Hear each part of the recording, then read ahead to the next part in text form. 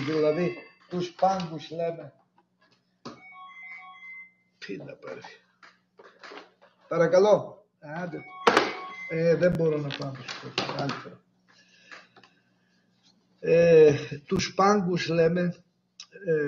Τι έγινε με τους πάγκους? Θα μας ενοχλούν οι σατανιστές με τα τηλέφωνά τους, δεν πάνε στο διάολο, δηλαδή δεν μας νοιάζει.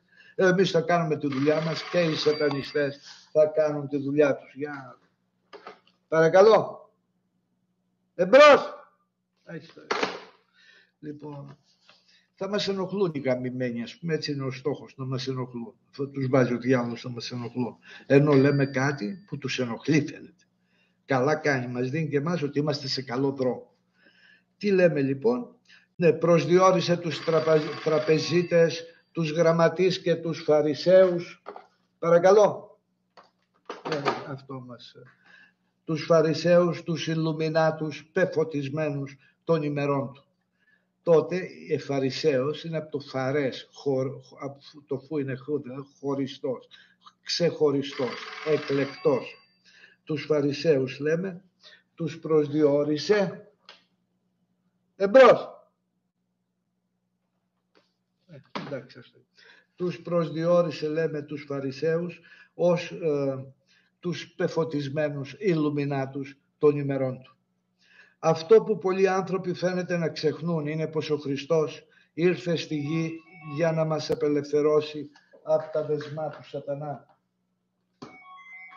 Εμπρός.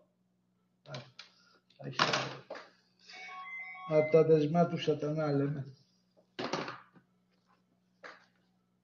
Τα οποία γίνονται όλο και πιο ισχυρά καθώς περνούν τα χρόνια.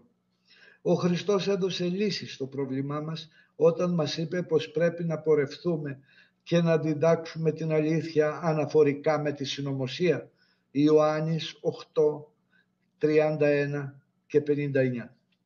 Προς όλα τα έθνη και όλους τους λαούς πορευθέντες στον κόσμο άπαντα κηρύξατε το Ευαγγέλιο πάση τη χτίση κτλ.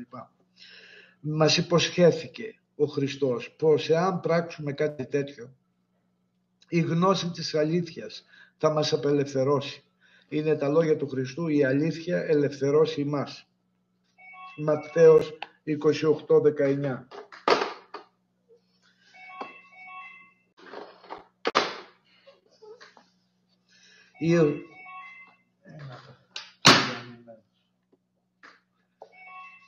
Η ιωσφορική συνωμοσία έφτασε στο τελευταίο της στάδιο. Ματθαίος, για να κλείσω τον μπούστι.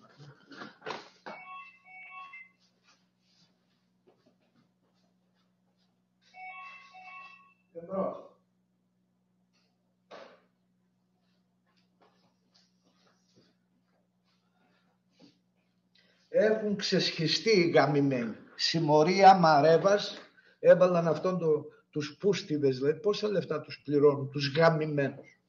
Τέλος πάντων